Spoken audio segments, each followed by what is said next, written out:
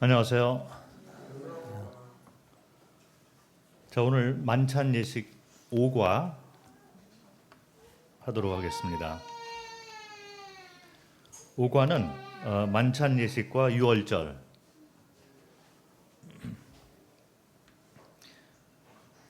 성경에 구약 성경을 보면 만찬 예식과 연관되어 있는 예표들이 나와 있습니다. 이제 그 중에 하나가 유월절인데, 이 유월절은 만찬 예식과 직접적으로 연관이 되어 있는 아주 중요한 그런 주제가 됩니다. 그래서 이 구약에 나와 있는 유월절의 이 제정과 또 이스라엘 백성들이 유월절을 어떻게 지켰는가를 좀 살펴보면서 이것이 신약에 들어와서 주님께서 제정해 놓으신 만찬 예식과 어떻게 연관이 되는지에 대해서 말씀을 통해서 한번 살펴보도록 하겠습니다. 출애굽기 12장을 보겠습니다. 출애굽기 12장 유월절을 이제 제정하는 그런 말씀입니다. 뭐 잘 아시는 그런 말씀이고, 유월절을 생각하면 하나님께서 이제 언약을 해 놓으신 대로 이스라엘 백성들을 애굽에서 이끌어내서 가나안 땅으로 이렇게 이끄는 그런 언약을 성취하는 과정 가운데 애굽 사람들이 이제 놓아주지를 않는 거죠. 그래서 징계를 하고 마지막 단계로서 이 유월절을 이제 제정하면서 심판을 해서 결국에는 이제 이스라엘 백성들이 출애굽하는 그런 사건이 되었습니다. 출애굽기 12장 1절부터 15절까지를 한번 읽겠습니다. 이 가운데 유월절의 제정에 대해서 또 그 의미가 나와 있는 것을 우리가 살펴볼 수가 있습니다.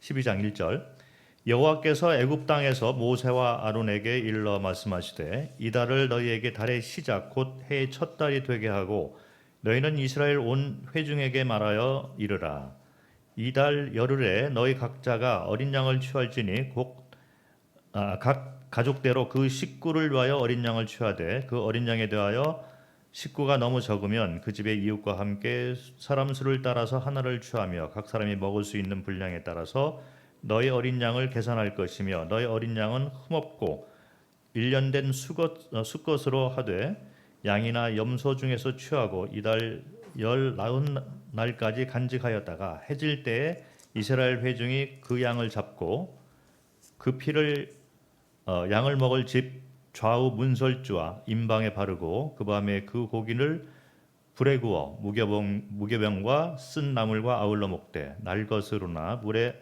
삶아서 먹지 말고 머리와 다리와 내장을 다 불에 구워 먹고 아침까지 남겨두지 말며 아침까지 남은 것을 곧 불사르라. 너희는 그것을 이렇게 먹을지니 허리에 띠를 띠고 발에 신을 신고 손에 지팡이를 잡고 급히 먹어라. 이것이 여호와의 유월절이니라. 내가 그 밤에 애굽 땅에 두루다니며 사람이나 짐승을 막론하고 애굽 땅에 있는 모든 처음 난 것을 다 치고 애굽의 모든 신을 내가 심판하리라. 나는 여호와라. 내가 애굽 땅을 칠 때 그 피가 너희가 사는 집에 있어서 너희를 위하여 표적이 될지라. 내가 피를 볼 때에 너희를 넘어가리니 재앙이 너희에게 내려 멸하지 아니하리라. 너희는 이날을 기념하여 여호와의 절기를 삼아 영원한 규례로 대대로 지킬지니라. 너희는 이래 동안 무교병을 먹을지니 그 첫날에 누룩을 너희 집에서 제하라. 무릇 첫날부터 일곱째 날까지 유교병을 먹는 자는 이스라엘에서 끊어지리라. 자, 이제 유월절을 제정하는 그런 말씀인데 여기에 몇 가지 이제 의미가 담겨 있습니다. 그래서 이 유월절의 의미가 신약의 만찬 예식의 의미하고 연관되는 것을 직접적으로 볼 수가 있는 거죠.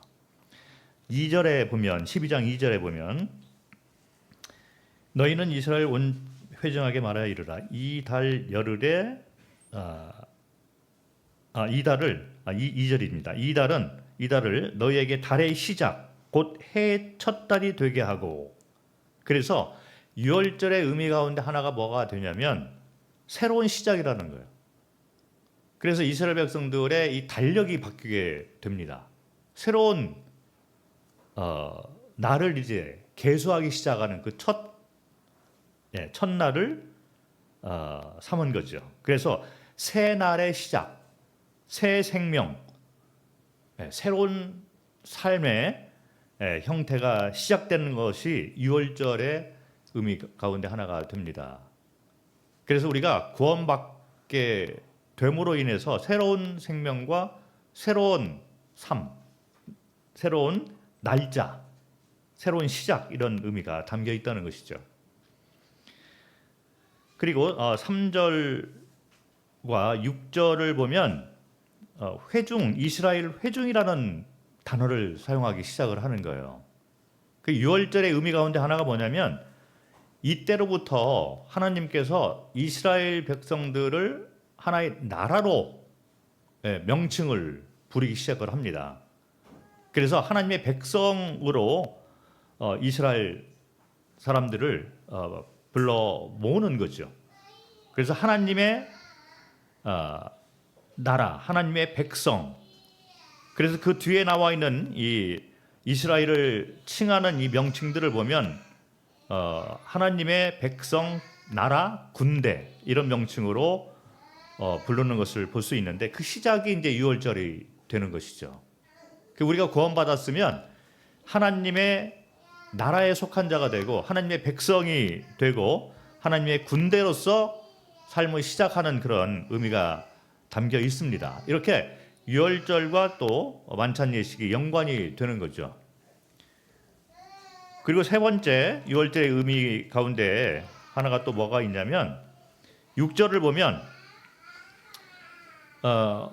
그 양을 잡고 그 열째 날 12일째부터 양을 이제 준비를 하라 이렇게 얘기를 하고 14일 날 1월 14일이죠. 1월 14일에 이제 그 양을 잡아라. 그래서 유월절은 어린 양을 중심으로 이스라엘 백성들이 모이는 거다 이렇게 우리가 볼 수 있습니다. 이게 앞에 놓여 있는 떡과 잔을 중심으로 하나님의 성도들이 이렇게 모이는 것을 연관져서 우리가 생각을 할 수 있습니다. 그래서 유월절 어린 양을 이제 잡아서 그 고기를 또 이스라엘 백성들이 먹고 그리고 피를 문설주와 임방에 이렇게 바르게 되는 거죠. 그래서 하나님의 심판이 있을 때 이제 피를 보고 그 피가 있는 집은 심판에서 벗어나는 그런 것이 유월절의 의미가 됩니다. 그래서 어린 양을 중심으로 이렇게 이스라엘 백성들이 모이는 그런 의미가 있습니다. 그리고 또 하나의 의미는 여기 말씀을 읽어서 아시겠지만 이것이 하나님과 이스라엘 백성 간의 언약이라는 거죠. 그래서 우리가 이 만찬 예식을 생각할 때도 이렇게 하나님의 언약 가운데서 이와 같은 것들이 행해지고 있다는 것을 생각을 할 수가 있습니다. 그리고 14절을 보면 12장 14절을 보면 이날을 기념하여 영원한 규례로 대대로 지킬 것이다 이렇게 얘기를 하고 있어요. 무슨 말씀이냐면 이 부분에서 우리가 조금 혼란을 가지고 있는 경우가 있는데 제정을 해야 하고 유월절 날을 제정을 했지만 거기서 끝나는 것이 아니라는 거죠. 그래서 그 후에 이스라엘 백성들의 삶 가운데 이 유월절은 계속해서 지켜져야 된다.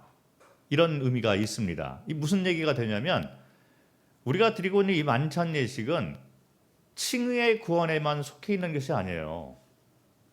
연결돼서 성화의 삶하고 직접적으로 연결이 된다는 말씀을 해주고 있는 거죠.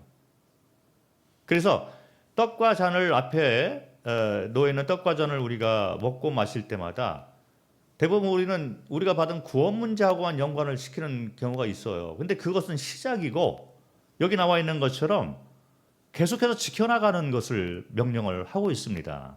그 의미가 우리의 삶 가운데 성화의 원리 가운데 가장 중요한 원리가 된다는 것을 여기서 말씀을 해주고 있다는 거죠.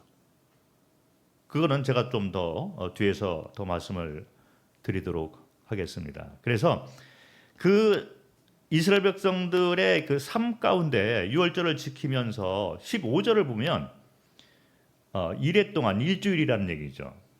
무교병을 먹고 누룩을 없애라 이런 말을 하고 있어요. 그래서 신약에 와서도 성도의 삶 가운데 이 유월절의 의미를 기억을 하면서 단지 우리가 구원받은 것에서 끝나는 것이 아니라 살아가면서 우리는 우리 삶 가운데 누룩을 제하는 그런 삶을 살아야 된다는 것이 유월절이 담고 있는 그리고 만찬 예식이 담고 있는 의미가 된다는 것입니다. 구원으로부터 시작이 되지만 이것을 바탕으로 해서 우리는 삶 가운데 이 원리를 가지고 살아간다는 것이 유월절과 그리고 만찬 예식의 의미가 된다는 것이죠. 자, 이렇게 해서 이제 구약에서 유월절이 이제 제정이 되었습니다. 그러면 이제 신약으로 와서 만찬 예식이 어떻게 제정되었는가를 좀 살펴보면서 유월절하고 어떻게 연관되는 것을 한번 보도록 하겠습니다. 요한복음 1장 29절을 보겠습니다. 잘 하시는 그런 말씀이죠. 요한복음 1장 29절에 이튿날 요한이 예수께서 자기에게 나오심을 보고 이르되 보라 세상 죄를 지고 가는 하나님의 어린 양이로다. 예수님은 이 땅에 유월절에 어린 양으로 오셨다는 것이죠. 그래서 고린도전서 5장 7절을 보면 그 말이 직접적으로 나와 있는 것을 볼 수 있습니다. 고린도전서 5장 7절.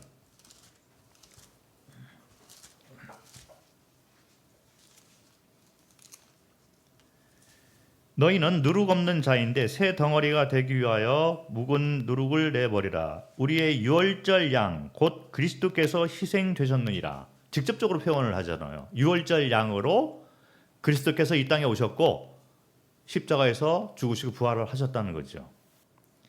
그래서 예수님께서 유월절의 어린 양, 그래서 예수님을 중심으로 이스라엘 백성들이 모이는 거잖아요. 성도들도 마찬가지가 됩니다.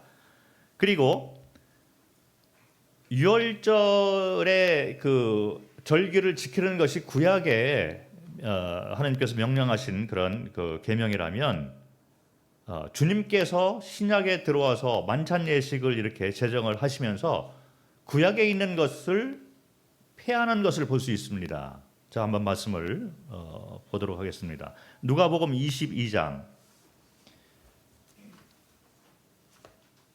그 형식을 이렇게 더 이상 이런 것으로 하지 말아라 말씀을 하시고, 그러나 그 의미를 예수님의 몸과 피로써 대신하는 것을 볼 수 있는 거죠. 그것이 만찬 예식이 되는 것입니다. 누가복음 22장 7절과 8절 그리고 14절부터 20절까지를 읽도록 하겠습니다. 7절과 8절. 유월절 양을 잡을 무교절 날이 이른지라. 예수께서 베드로와 요한을 보내시며 이르시되 가서 우리를 위하여 유월절을 준비하여 우리로 먹게 하라. 그래서 예수님께서 잡히시고 죽은 그 날이 유월절 날이라는 거죠. 그래서 유월절 날을 이제 그 준비를 해서 이스라엘 백성들이 이제 이 당시에도 유월절을 지켰으니까 유월절 양을 잡아서 준비를 하고 있는 거예요. 그 예수님과 그 제자들도 유월절을 이제 그 지키기 위해서 장소를 이제 구하는 그런 것이 나오고, 모여서 이제 유월절을 이렇게 절기를 지키는 그 행사 가운데 이제 만찬 예식을 제정하는 것을 볼 수 있습니다. 그것이 14절부터 20절에 나와 있는 말씀이죠. 14절을 읽겠습니다. 때가 이르매 예수께서 사도들과 함께 앉으사 이르시되 내가 고난을 받기 전에 너희와 함께 이 유월절 먹기를 원하였노라. 내가 너에게 이르노니 이 유월절이 하나님의 나라에서 이루기까지 다시 먹지 아니하리라 하시고 이에 잔을 받으사 감사 기도하시고 이르시되 이것을 갖다가 너희끼리 나누라. 내가 너에게 이르노니 내가 이제부터 하나님의 나라가 임할 때까지 포도나무에서 난 것을 다시 마시지 아니하리라 하시고 또 떡을 가져 감사 기도하시고 떼어 그들에게 주시며 이르시되 이것은 너희를 위하여 주는 내 몸이라. 너희가 이를 향하여 나를 기념하라 하시고 저녁 먹은 후에 잔도 그와 같이 하여 이르시되 이 잔은 내 피로 세우는 새 언약이니 곧 너희를 위하여 붓는 것이라. 자, 그래서 때가 이르매 이것은 유월절 날이라는 거죠. 그래서 이스라엘 백성들의 그 시간 개념은 그 당시에 지켰던 그 시간 개념은 저녁이 되면 하루가 시작이 되는 거죠. 지금의 개념하고 틀린 겁니다. 그래서 유월절을 이제 이 예수님과 제자들이 이제 모여서 이제 시작을 하는 그런, 그래서 유월절 날도 들어가는 그런 단계에 이른 거예요. 그래서 다 모여가지고 만찬을 이제 그 시작을 하는 거죠. 그래서 여기 17절에 보면 잔을 받으사 감사 기도하시고 이것을 갖다가 너희끼리 나누라 이렇게 했는데 요거는 아직 구약에 나와 있는 이 유월절 절기 가운데 행하는 행사인 거예요.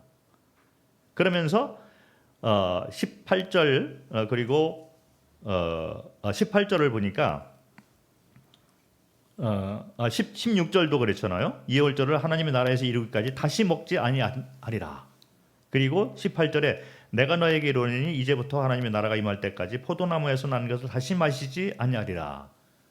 이제는 구약에 이렇게 그 눈으로 보이는 어떤 이 절기의 지킴을 내가 이제는 다시 하지 않고 하나님 나라가 주님이 다시 오시는 그날까지 내가 새로운 예식을 제정해 놓는데 이 제정은 내 몸과 내 피로 말미암아 세우는 예식이다. 그게 만찬 예식이 되는 거죠. 그래서 여기 나와 있는 17절의 이 잔은 뭐냐면 이스라엘 사람들이 전통적으로 유월절 행사를 이렇게 행할 때 한 4번의 잔을 마신다고 이렇게 얘기를 합니다.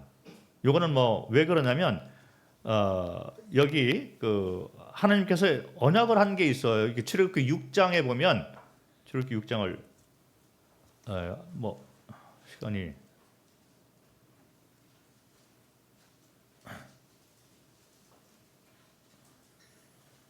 6장에 보면 하나님께서 언약을 한 것이 있습니다. 6장 1절부터 나와 있는 이 하나님의 언약. 그래서 6절부터 8절까지에 나와 있는 말씀 가운데 이제 하나님께서 어떻게 이스라엘 백성들을 애굽에서 끄집어내고 그들을 이런 노역에서 끄집어내고 그리고 내 백성으로 삼아서 이렇게 새로운 땅을 주겠다. 이런 약속들이 있는데 이 약속을 하나하나 기억을 하면서 이스라엘 백성들이 잔을 마시고 음식을 서로 먹고 나눠주고 또 시편 113편부터 118편 이런 것을 그 하나님의 언약과 그리고 이스라엘 백성들이 과거에 어떻게 행했는가를 기억을 하면서 떡을 먹고 무교병을 먹고 또 쓴 나물을 먹고 이런 것들을 곁들여서 중간중간에 이제 잔을 서로 마시고 서로 나눠주고 이런 것들을 행했다는 거죠. 그래서 여기 누가복음 22장 17절에 나와 있는 이 만찬 만찬 예식이 제정되기 바로 전에 먹었던 이 잔은 구약에 속해 있는 그 잔이 되는 것입니다. 그래서 이것을 내가 더 이상 먹고 마시지 않겠다 이렇게 말씀을 하시고 그 다음에 이제 9절과 20절에 만찬 예식을 제정하는 모습이 나와 있습니다. 이것은 내 몸과 내 피로 세우는 예식이다. 이렇게 해서 새로운 예식을, 그러나 그 의미가 유월절에 이 절기의 의미하고 연관이 되는 것을 우리가 볼 수가 있는 것입니다. 그래서 유월절이야말로 만찬 예식과 직접적으로 이렇게 연관되는 구약의 예표가 되는 것을 말씀을 통해서 우리가 명확하게 알 수가 있습니다. 그래서 누가복음 22장 19절에 나와 있는 이 그 떡을 이렇게 가져서 감사하고 떼어서 나눠주잖아요. 그래서 이것은 너희를 위하여 주는 내 몸이다. 이게 이제 무교병이잖아요. 구약에서 무교병을 먹었으니까 유월절이 시작되면서 이스라엘 백성들이 무교병을 먹는데 일주일 동안 그걸 먹었습니다. 그래서 그거를 무교절이라고 또 얘기를 하죠. 그래서 무교절은 유월절 행사 가운데 속해 있는 그런 그 절기가 되는 것입니다. 그래서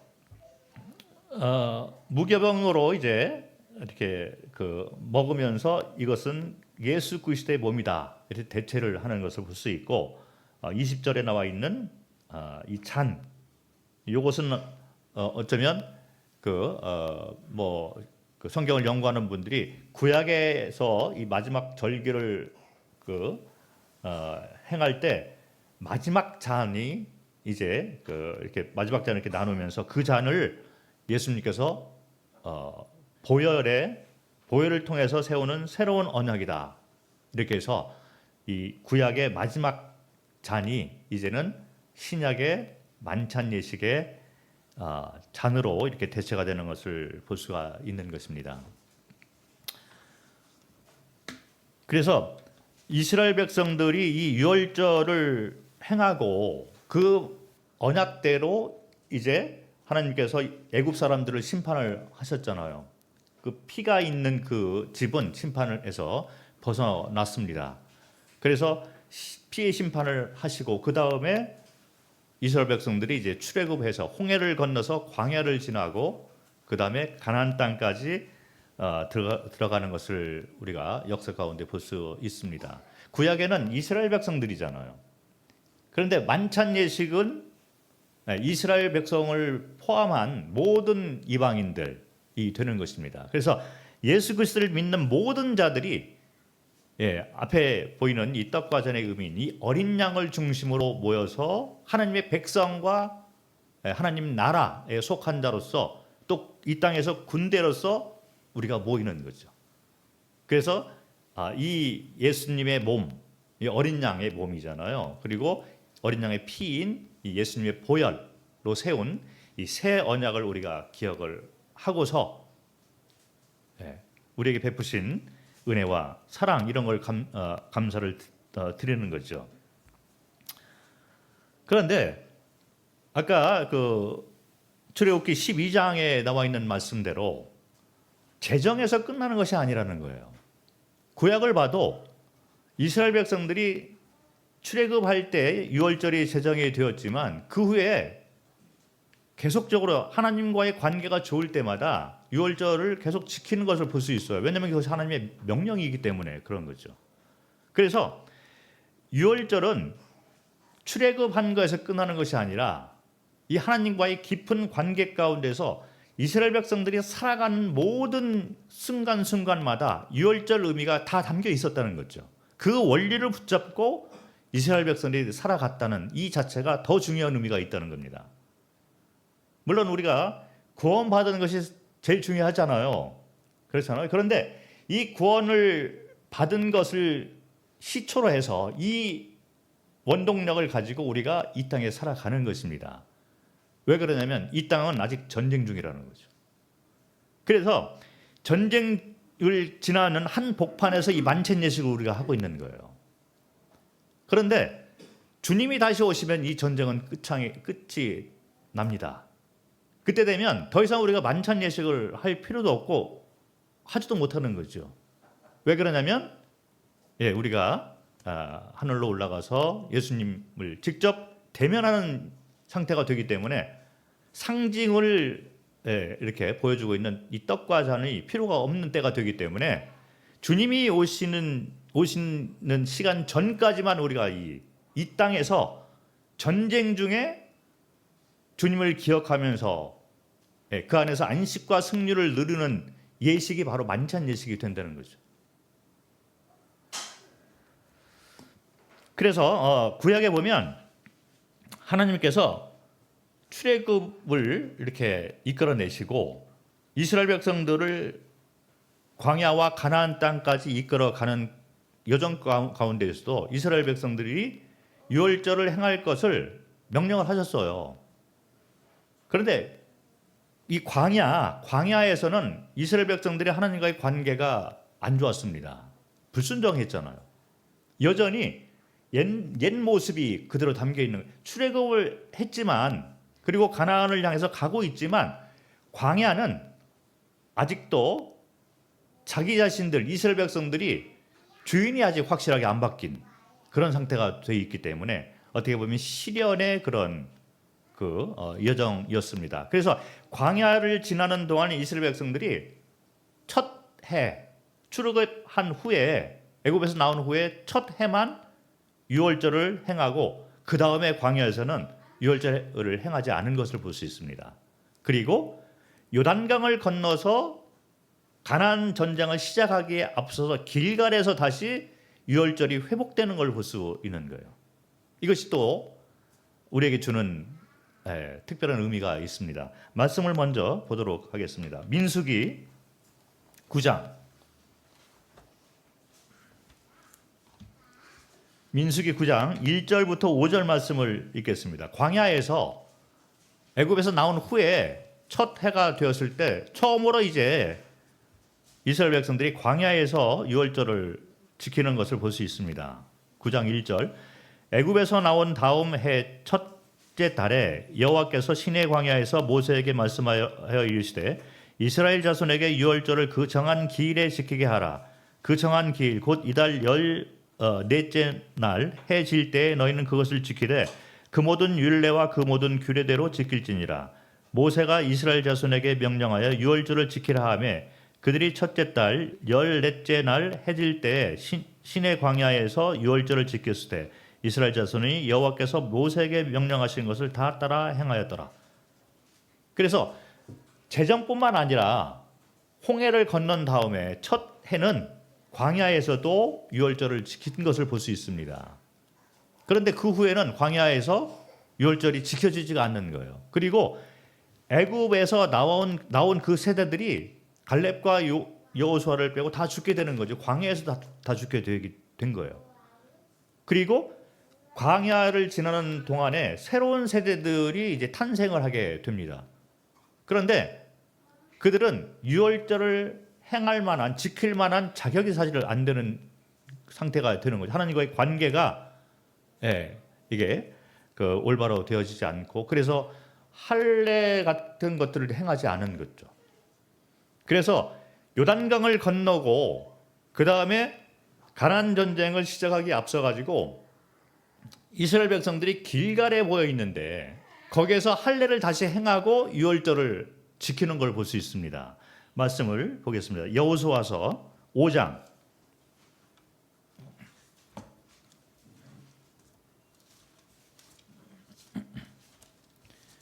여호수아서 5장 9절부터 11절을 보겠습니다. 여호와께서 여호수아에게 이르시되 내가 오늘 애굽의 수치를 너희에게서 떠나가게 하였다 하셨으므로 그곳 이름을 오늘까지 길갈이라 하느니라. 또 이스라엘 자손들이 길갈에 진쳤고 그달 14일 저녁에는 여리고 평지에서 유월절을 지켰으며 유월절 이튿날에 그 땅의 소산물을 먹되 그날에 무교병과 볶은 곡식을 먹었더라. 그래서 광야를 지나는 동안에는 유월절이 지켜지지 않았는데 이스라엘 백성들이 요단강을 건너는 시점이 옵니다. 요단강은 이제 가나안 땅으로 들어가기 위해서 건너는 거죠. 그런데 이스라엘 백성들이 이 홍해를 건너고 또 요단강을 건너는 걸 볼 수 있어요. 성경을 연구하는 분들이 대부분 같은 의견을 가지고 있는데 저도 마찬가지입니다. 홍해가 주는 의미가 있고 요단강이 주는 의미가 있습니다. 그건 뭐냐면 홍해는 칭의의 구원하고 연관이 돼 있어요. 그런데 요단강을 건너는 것은 성도의 삶 가운데 성화의 구원하고 연관이 되어 있는 걸 볼 수 있습니다. 이게 무슨 소리냐 하는 분들이 있을지 모르는데 성경을 보면 제가 뭐 나중에도 또 설명을 계속 드릴 거지만 우리가 지옥에서 나와서 천국으로 가는 새 생명을 얻은 이것을 하나님께서 우리에게 의롭다 칭했잖아요. 그래서 칭의의 구원, 이거는 우리가 어두움 가운데에서 건져내는 그런 구원을 얘기를 하는 거죠. 우리가 알고 있는 구원, 바로 그런 구원을 말을 하고 있는데 빌립보서 이런 데 보면 너희 구원을 이루라 이런 말을 하고 있어요. 현재 진행의 영광에 구원이 또 있다는 것입니다. 그런데 너희 구원을 이루라 말씀을 보겠습니다. 뭐 이해를 돕기 위해서 시간이 좀 들어도 좀 보겠습니다. 빌립보서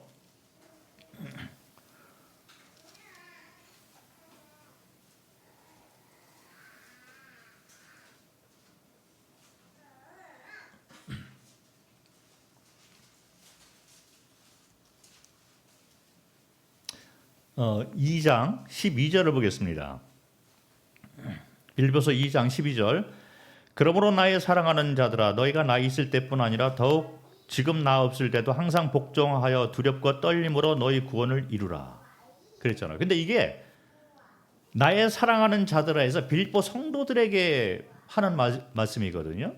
그래서 너희는 두렵고 떨림으로 너희 구원을 이루라 이렇게 말을 하는데 이게 현재 진행으로 되어 있습니다. 근데 똑같은 구원이라는 말을 쓰고 있잖아요. 요거는 우리가 생각하는 지옥에서 나와서 천국 가는 그 구원이 아니라는 거예요. 그러나 똑같은 구원이라는 단어를 성경은 쓰고 있습니다. 이것이 바로 성도의 삶 가운데 되어지는 그런 삶의 변화, 성화라는 거죠.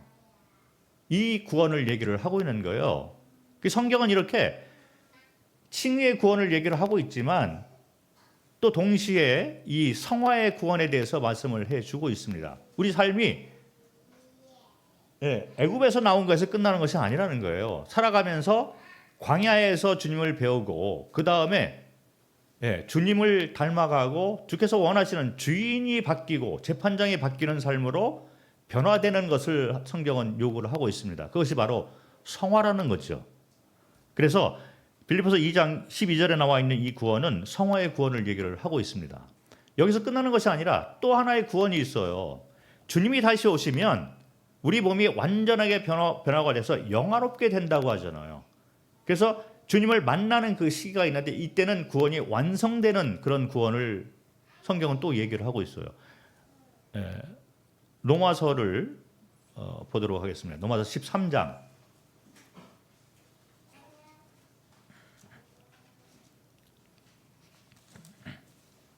13장 11절을 보겠습니다.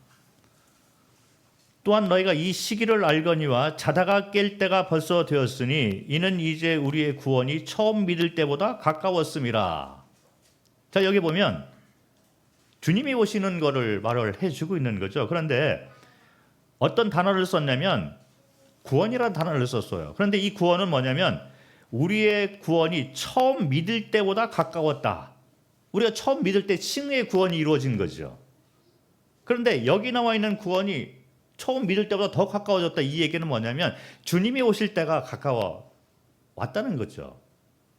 요거는 영화의 구원이라 이렇게 기독교 내에서 이렇게 불려지고 있습니다. 물론 뭐 그런 단어는 이렇게 그 성경에 명확하게 나와 있지 않지만 이 구원이란 이 단어 하나에 칭의가 담겨 있고 또 성도의 삶의 변화가 담겨 있고 주님이 다시 오실 때 우리 몸이 완전하게 변화돼서 구원이 완전히 완성되는 그 구원을 또 얘기를 하고 있는 거예요.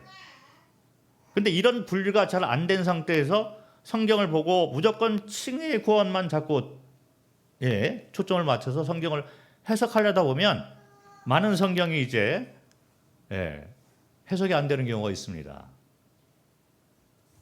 자, 그래서 유월절을 이 이스라엘 백성들이 지킬 때 그 맨 처음에 홍해를 건너기 전에 이제 유월절을 지킵니다. 그런 다음에 이제 홍해를 건너잖아요. 이 홍해는 어떤 의미가 있냐면 이 칭의의 구원을 우리가 이 그림으로 생각을 할 수가 있어요. 그래서 구원받은 자들은 이제 침례를 받게 됩니다. 이 침례의 의미가 이제 홍해의 그림 가운데 들어있다는 거죠. 그런데 광야를 지나서 이스라엘 백성들이 요단강을 건너요. 근데 똑같이 이렇게 건너서 가나안 땅에 들어갑니다. 이거는 성화의 구원하고 연관되는 그림을 우리가 생각을 할 수가 있습니다. 뭐가 틀리냐면 성경적으로 우리가 분석을 해보면 틀린 게 있어요. 애굽에서 이스라엘 백성들이 나와가지고 홍해를 건널 때는 이스라엘 백성들이 홍해를 먼저 들어갔습니다.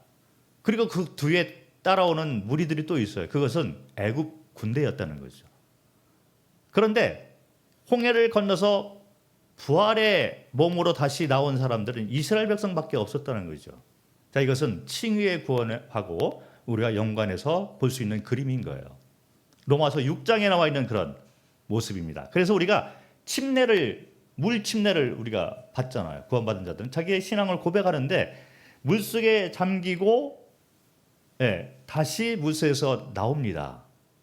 물속에 들어갔다가 완전히 잠기잖아요. 그리고 물속에서 나오는 거죠. 이것은 우리가 예수께서 죽으시고 장사되고 부활하신 것처럼 예수를 믿는 자들은 옛사람이 죽고 장사되고 부활의 몸으로 다시 나온다. 로마서 6장에 나와 있는 이 침례에 관한 의미를 담고 있는데 이것이 바로 홍해의 모습이라는 거죠.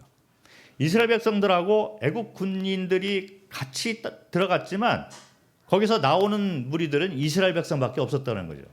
애국 군인들은 다 죽었습니다. 안 믿는 자들은 다 죽는 거예요. 그런데 성도들은 부활의 몸을 가지고 다시 새로운 삶을 살게 되는 것입니다. 자, 그런데 요단강을 건널 때는 좀 다릅니다. 요단강을 건너는 무리들은 애국 군인들이 없어요. 이스라엘 백성들만 요단강에 들어가서 다시 나오는 것을 볼 수가 있습니다. 그래서 이거를 성도들이 자아가 깨지고 자아가 죽는, 그래서 주인이 바뀌는 거죠. 주인이 바뀌고 선곽의 기준이 바뀌는 성화의 원리를 말하는 것이 요단강의 의미가 있다는 것을 우리는 성경을 통해서 살펴볼 수가 있는 것이죠. 그래서 여호수아서 5장에 나와 있는 이 장면은 이스라엘 백성들이 이제 요단강을 건너서 가나안 이 땅으로 넘어온 거예요. 그래서 가나안 전쟁을 시작을 해야 되는데 길갈에 모여 있습니다. 이 길갈이 성경의 구약에 이렇게 보면 상당히 중요한 의미들이 많이 담겨 있는 걸 볼 수 있어요. 저는 개인적으로 길갈에서 이스라엘 백성들이 행했던 이 몇 가지 일들이 있는데 그것이 바로 만찬 예식하고 직접적으로 연관이 된다. 저는 그렇게 믿고 있습니다. 성경을 제가 한번 통해서 한번 설명을 드리도록 하겠습니다. 먼저 이스라엘 백성들이 길갈에서 행했던 것들 가운데 뭐가 있냐면 요단강에서 가져온 12돌을 세워놓는 것을 볼 수 있어요. 여호수아서 4장 19절과 20절을 보겠습니다. 19절, 첫째 달 10일에 백성이 요단에서 올라와 여리고 동쪽 경계 길갈에 진침해. 여기 보면 19절에 첫째 달 10일 이렇게 나와 있잖아요. 첫째 달, 그러니까 첫 해에 10일인데 아까 출애굽기 12장에 보면 첫째 달 10일에 이스라엘 백성들이 어린 양을 준비하는 걸 볼 수 있어요. 그때부터 시작이 되는 거죠. 이 성경이 이렇게 교묘하게 이렇게 딱딱 맞아 돌아가는 것을 우리가 볼 수 있습니다. 그래서 첫째 달 10일에 백성이 요단에서 올라와 여리고 동쪽 경계 길갈에 진을 치는 거예요. 그러고 난 다음에 여호수아가 요단에서 가져온 그 12돌을 길갈에 세우고 요단강을 건너면서 여기 4장 9절을 먼저 보겠습니다.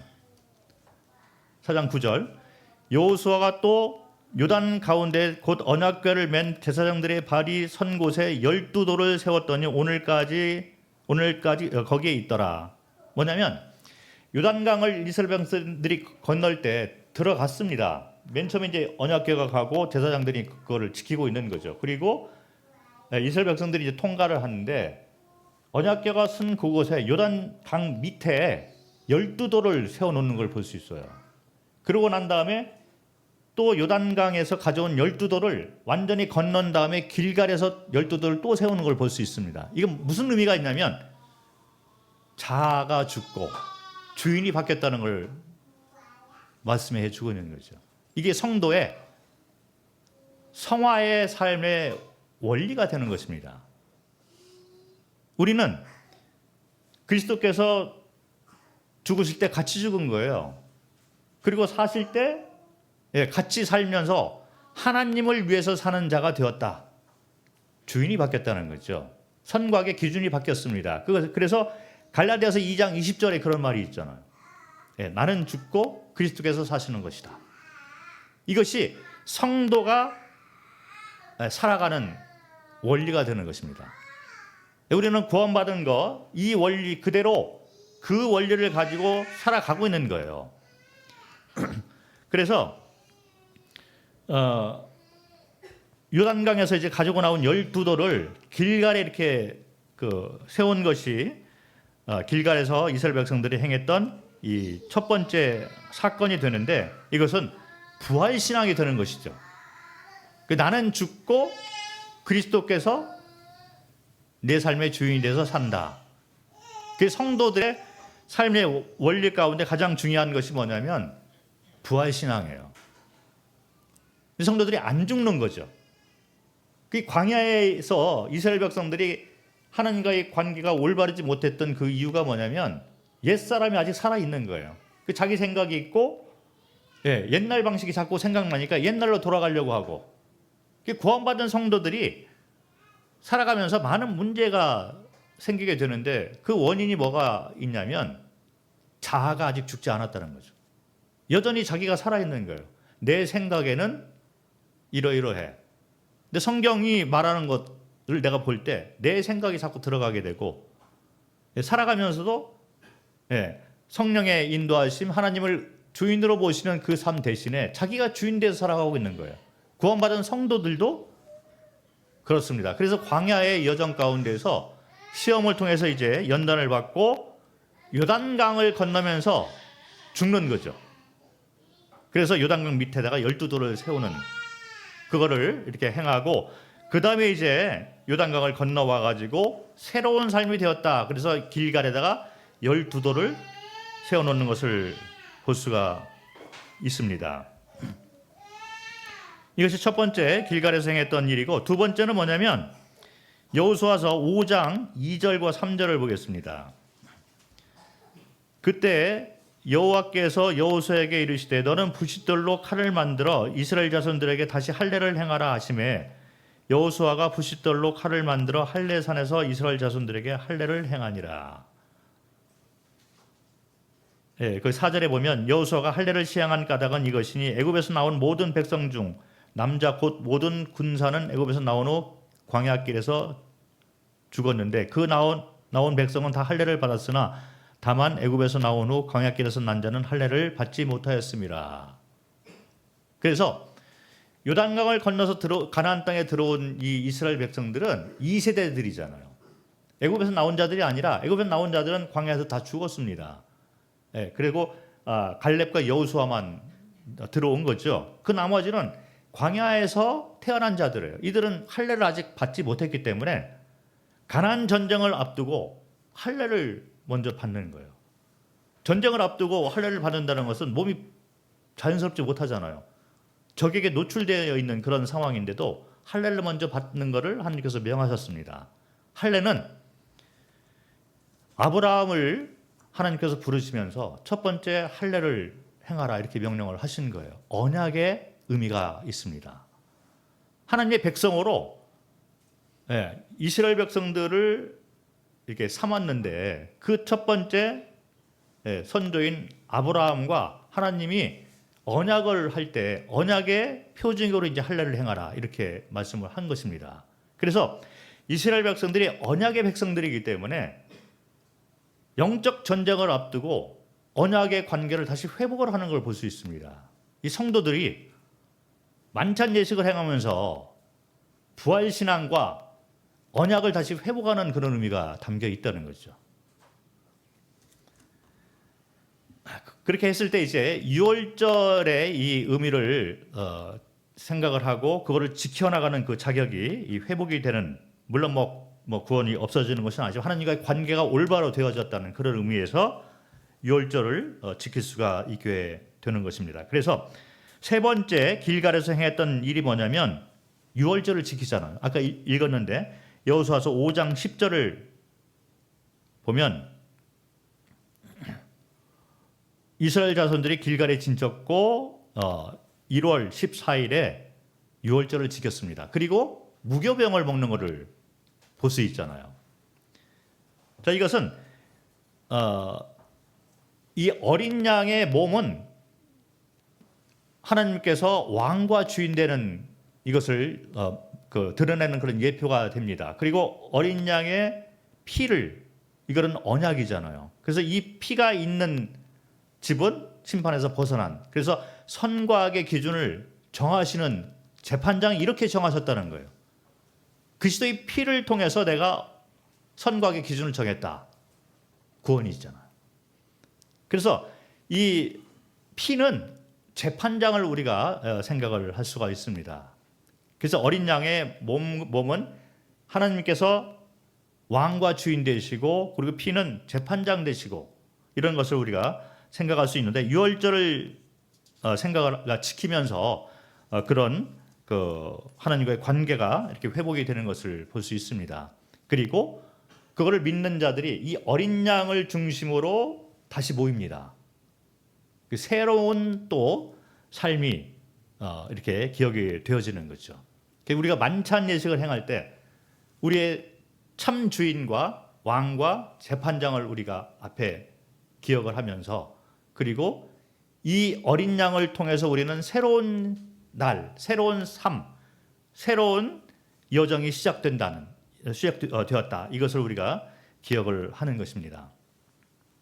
그리고 길갈에서 행했던 네 번째 일이 뭐냐면 여호수아서 5장 13절부터 15절을 보겠습니다. 여호와의 군대 장관을 만나는 거예요. 13절, 여호수아가 여리고에 가까이 이르렀을 때 눈을 들어본즉 한 사람이 칼을 빼어 손에 들고 마주 서 있는지라. 여호수아가 나아가서 그에게 묻되 너는 우리를 위하느냐 우리의 적들을 위하느냐 하니 그가 이르되 아니라 나는 여호와의 군대 대장으로 지금 왔느니라 하는지라. 여호수아가 얼굴을 땅에 대고 엎드려 절하고 그에게 이르되 내 주여 종에게 무슨 말씀을 하려 하시나이까. 여호와의 군대 대장이 여호수아에게 이르되 내 발에서 신을 벗으라. 내가 선 곳은 거룩하니라 하니 여호수아가 그대로 행하니라. 전쟁이 있습니다. 만찬 예식은 전쟁 중에서 우리가 행하는 거예요. 제가 저번에도 말씀을 드렸지만 요한계시록 4, 5장을 생각을 하면서 우리가 예배를 어떻게 드리는가, 어떤 경건한 마음으로 드리는가는 우리가 교훈을 받을 수 있지만 시기적으로 보면 요한계시록 4, 5장은 하늘에서 드리는 모습입니다.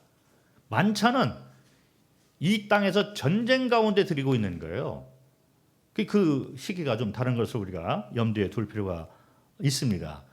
이 땅에 사는 동안에 우리가 만찬 예식을 이렇게 행하면서 주님을 이렇게 기억을 하게 되는데, 그 가운데 여기 나와 있는 여호수아서 5장 13절부터 15절에 이스라엘 백성들이 여호와의 군대 대장을 만납니다. 그리고 이 전쟁이 군대 대장이 함께하는 여호와의 전쟁이라는 것을 기억을 하는 거죠. 그래서 우리가 만찬 예식을 이렇게 생각을 할 때마다 우리는 이 땅에서 전쟁을 치르고 살아가고 있는데 이 전쟁이 우리에게 속한 전쟁이 아니라 여호와의 군대 대장이 함께하는 약속이 있고 우리와 더불어 동행하고 우리를 이끌어 주시는 그 군대 대장, 그분이 우리 삶을 이끌어서 안식과 승리를 주는 약속을 우리가 기억을 하는 거예요. 그래서 이렇게 네 가지 것을 행했습니다. 길갈에서 요단에서 가져온 12돌을 세워놓고 이 부활신앙을 예표를 하고 있고, 그리고 할례를 행해서 언약이 회복되고 유월절을 지킴으로 주인이 바뀌는 거죠. 그리고 선곽의 기준이 바뀌는 것을 행하고 그 다음에 군대 대장을 만나서 이 전쟁이 이제 군대 대장과 더불어 함께하는 전쟁이다. 이 영적 원리를 가지고 무장을 하고 그 다음에 가나안 전쟁이 시작되는 것이죠. 이게 상당히 중요한 거예요. 그래서 이 만찬 예식은 우리로 하여금 유월절의 의미, 주인과 재판장이 바뀌는 것을 말을 하고 있고, 그 우리가 이제 새로운 삶을 시작을 하잖아요. 어린 양을 중심으로 새로운 삶이 시작이 되었다. 그리고 이 땅에 살면서 우리는 부활 신앙을 가지고 사는 자, 언약을 가지고 사는 자, 그리고 군대 대장이 함께하는 사람들, 이런 의미를 우리가 다 기억을 해야 된다는 거죠. 그리고 감사와 찬양과 하나님에게 드리는 예배, 이런 것이 있고, 거기서 끝나는 것이 아니라 밖에 나가서 전쟁을 치르는 이 무장을 다시 새롭게 하는 의미가 있습니다. 그래서 이스라엘 백성들이 이렇게 완전 이렇게 영적으로 이제 하나님과의 올바른 관계 가운데 무장이 되고 전쟁을 치르기 시작을 하는데, 첫 번째 전쟁이 여리고 성이 됩니다. 그러니까 여리고 성을 그냥 7번을 돌으니까 와로로 무너져서 완전한 승리를 했습니다. 그러고 난 다음에 두 번째 전쟁을 치르는데 아이성의 전쟁인데 여기서 패배를 합니다. 많은 사람들이 생각할 때 아간의 범죄 때문에 그렇게 되었다라고 생각을 하죠. 물론 그게 성경에 나와 있습니다. 이 의미는 뭐냐면 여리고성에서의 전쟁에서 승리를 하니까 이스라엘 백성들이 자신만만하게 뛰어드는 거예요. 아이성도 내가 할 수 있겠다. 다시 자아가 살아나는 걸 볼 수 있습니다. 그러니까 범죄가 또 일어나게 되는 거예요. 그렇게 됐을 때 아이성에서는 패배하게 된다는 거죠. 그래서 가나안 땅에 들어가서도 전쟁이 있고 패배와 승리가 있습니다. 성도들의 삶도 똑같다는 거예요. 어떤 분들이 완전 성화를 얘기를 하는데 성경적으로 맞지 않는 얘기를 하고 있는 거죠. 우리는 주님 오시는 그날까지 성전에 나가고 전쟁에서 승리하고 패배하고 이렇게 할 수가 있어요. 그런데 승리하는 원동력, 원리를 성경은 얘기를 해주고 있는 거예요. 그 원리를 붙잡고 살아가는 자들은 승리를 할 수밖에 없는 거예요.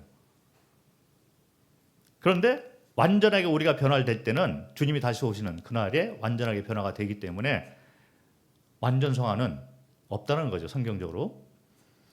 그래서 아이성에서 이렇게 패배를 한 걸 볼 때도 다시 우리가 성도지만 그리고 요단강을 한번 건넜다고 해서 다시는 내가 죄를 안 짓나? 그런 것이 아니라는 것입니다.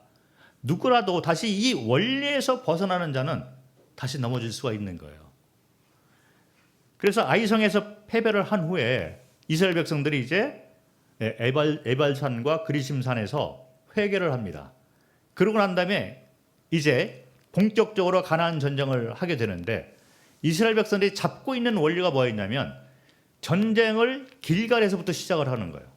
전진 기제가 됩니다. 그래서 전쟁에 나가서 싸움을 마치고 승리를 하고 이스라엘 백성들이 반드시 다시 길갈로 돌아오는 모습을 볼 수 있는 거예요. 그래서 다시 첫사랑을 회복을 하고 하나님과의 올바른 관계 가운데 된 다음에 다시 나가는 것을 볼 수 있습니다. 그리고 전쟁이 끝나고 또 다시 돌아오고, 이것을 반복하는 걸 볼 수 있어요. 만찬의 의미가 여기에 있는 것입니다. 우리는 우리 힘으로 이 세상에서 안식과 승리를 누릴 수가 없는 거예요. 그래서 우리가 전쟁 중에 있으면서 다시 만찬으로 오도록 하는 주님께서 명령을 해 놓으셨다는 거죠. 나를 기억하라. 자, 말씀을 보도록 하겠습니다. 여호수아서 10장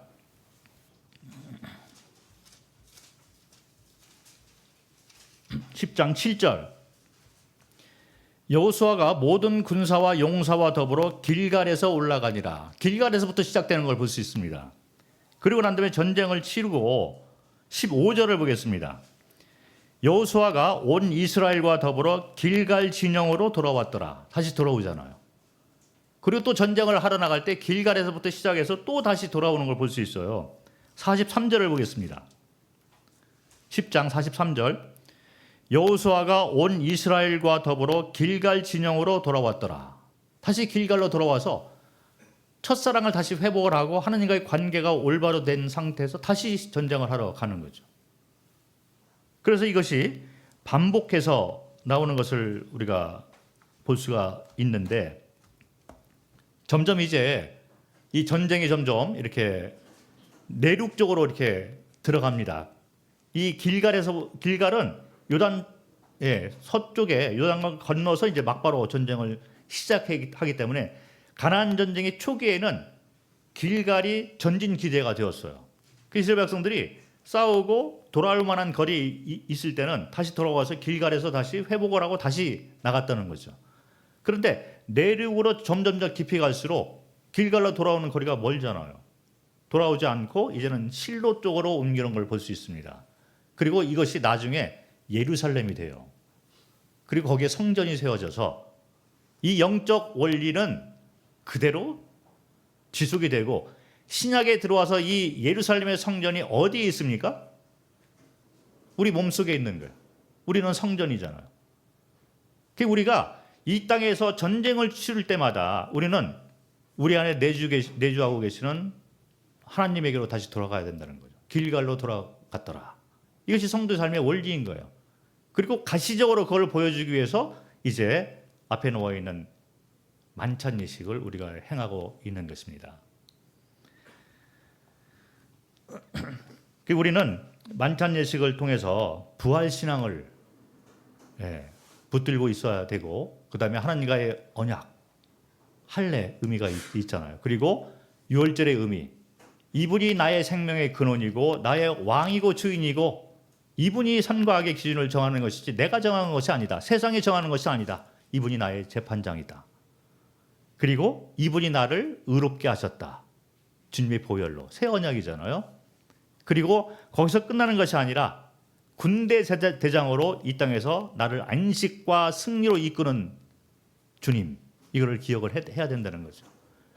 그래서 구원에만 머물러 있는 것이 아니고 우리는 만찬 예식을 통해서 이 성도가 살아가는 그 원리를 붙잡고 실제로 전쟁을 하는 그런 삶까지 우리가 만찬을 통해서 연결을 해야 된다는 거죠. 이게 제가 재정을 만찬 예식 그 재정을 설명하면서 설명을 드린 건데, 유월절도 재정은 출애굽 때 재정을 했습니다. 그런데 이 의미들이 길갈, 요단강을 건너서 길갈에서는 물론 뭐 벗어나는 의미는 없지만 조금 더 구체적으로 나오는 걸 볼 수 있어요. 전쟁을 수행하기에 있어서 할례를 행하고 부활신앙을 얘기를 하고 군대 대장을 얘기를 하고 있는 거죠. 유월절 재정이 있지만 그러나 전쟁을 앞두고 또 이런 그 예표를 보여줬는데, 만찬 예식도 같은 원리가 되는 걸 볼 수 있습니다. 만찬 예식이 제정이 된 것은 복음서에서 제정이 되었어요. 주님이 죽기 전에, 부활하시기 전에 만찬 예식을 제정을 해놨는데, 이 떡이 내 몸이다, 이 잔이 내 피로 세운 새 언약이다, 제정을 해놓은 거죠. 그런데 주님이 부활하신 후에 40일 동안 있고 그 다음에 승천하시고 성령이 내려와서 교회 시대가 시작이 되었어요. 교회 시대에 들어와 가지고 만찬을 다시 설명을 하면서 더불어서 설명한 것들이 있습니다. 그것이 바로 고린도전서 10장과 11장 이런 데 나와 있는 서신서에서 교회들은 이 만찬을 행할 때 어떤 것들을 기억을 하고 어떤 삶을 살아야 된다는 것을 말씀을 해 준 것입니다. 복음서에서 제정이 되었지만 서신서에서 거기에 자세한 설명을 더 말씀하면서 성도 사랑과 영혼 구원까지 연구안에서 말을 하고 있는 것을 볼 수 있어요. 침례도 마찬가지잖아요. 침례도 주님이 살아계실 때 몸소 행했고 제자들이 또 이렇게 침례를 베풀었습니다. 그런데 그 의미는 복음서에 나와 있지 않습니다. 자세하게 설명하는 것은 서신서에서 침례의 의미를 자세하게 설명하고, 교회에서 너희가 이걸 행할 때 어떤 식으로 의미를 담고 이거를 행하라, 하나가 되는 거죠. 침례에서 이제 그 새로운 분이 침례를 받고 지역교회에 더해지고, 그리고 침례를 행할 때 나는 죽고 그리스도 안에서 사시는 것이다. 이런 의미가 있어서 성도의 삶을 얘기를 하고 있습니다. 침례도 마찬가지고 유월절도 마찬가지고 만찬 예식도 마찬가지라는 거죠. 그래서 우리가 만찬 예식을 생각할 때 하나님과의 올바른 관계, 첫 번째 계명이죠. 하나님을 사랑하라. 그리고 두 번째 계명까지 기억을 해야 된다는 거죠. 내 이웃을 사랑하라. 내 이웃은 고린도서 10장에 나와 있는 성도 사랑과 영혼 사랑, 영혼 구원을 고린도서 11장에서 말씀을 해주고 있는 거예요. 그래서 이것이 예수님의 두 계명하고 이렇게 그 만찬 예식의 의미가 연관되는 것을 볼 수 있습니다. 그래서 두 계명을 행할 때 이거를 행할 수 있는 원동력은 하나님을 사랑함으로 인해서 유월절의 의미가 있는 거죠.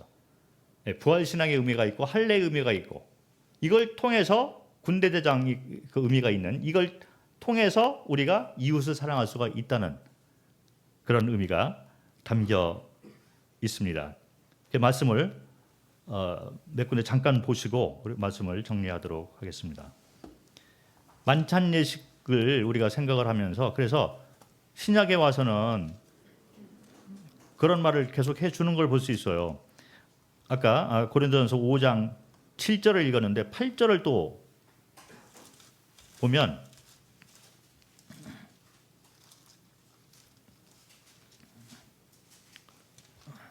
(7절에는) 우리의 유월절 양 곧 그리스도께서 희생되셨느니라.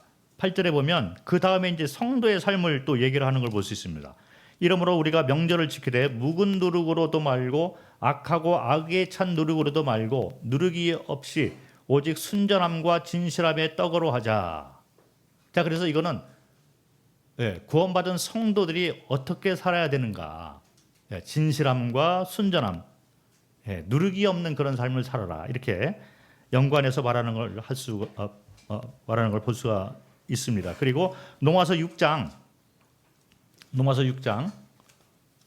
10절부터 13절을 보면 그 전에는 뭐 침례의 그 의미가 설명이 되어졌는데 10절부터 13절까지는 구원받은 성도들이 어떻게 살아야 되는가를 또 말을 해주고 있어요. 그가 죽으시면 죄에 대하여 단번에 죽으심이요 그가 살아계심은 하나님께 대하여 살아계심이니 이와 같이 너희도 너희 자신을 죄에 대하여는 죽은 자요 그리스도 예수 안에서 하나님께 대하여는 살아있는 자로 여길지어다. 이러므로 너희는 죄가 너희 죽을 몸을 지배하지 못하게 하여 몸의 사역에 순종하지 말고 또한 너희 지체를 불의의 무기로 죄에게 내주지 말고 오직 너희 자신을 죽은 자 가운데서 다시 살아난 자 같이 하나님께 드리며 너희 지체를 의의 무기로 하나님께 드리라. 살아있는 예배를 드리라고 하는 거예요. 구원받은 것에서 끝나는 것이 아니라 너희가 나를 기억할 때마다 너희 삶을 드려라. 살아있는 하나님의 의의 무기로 하나님께 드리라. 이런 말을 해주고 있어서 만찬 예식의 의미가 여기까지 연결이 되어야 됩니다. 잘 아시는 말씀인데 에베소서 2장 8절부터 10절, 에베소서 2장 8절부터 10절을 보면 8, 9절은 이제 구원을 얘기를 하고 있잖아요. 행위에서 난 것이 아니니 이는 자랑하지 못하게 하려 합니다. 은혜로 받았다. 근데 10절을 보면 우리는 그가 만드신 바라 그리스도 예수 안에서 선한 일을 위하여 지으심을 받은 자니 이 일은 하나님이 전에 예비하사 우리로 그 가운데서 행하게 하려 하심이라. 여기까지 우리가 만찬 예식을 통해서 주님을 기억할 때마다 여기까지 기억을 해야 된다는 거죠. 구원 문제에서 끝나는 것이 아니라 성도의 살아가는 이 원리를 또 만찬 예식이 말을 해주고 있습니다. 베드로전서 2장 9절,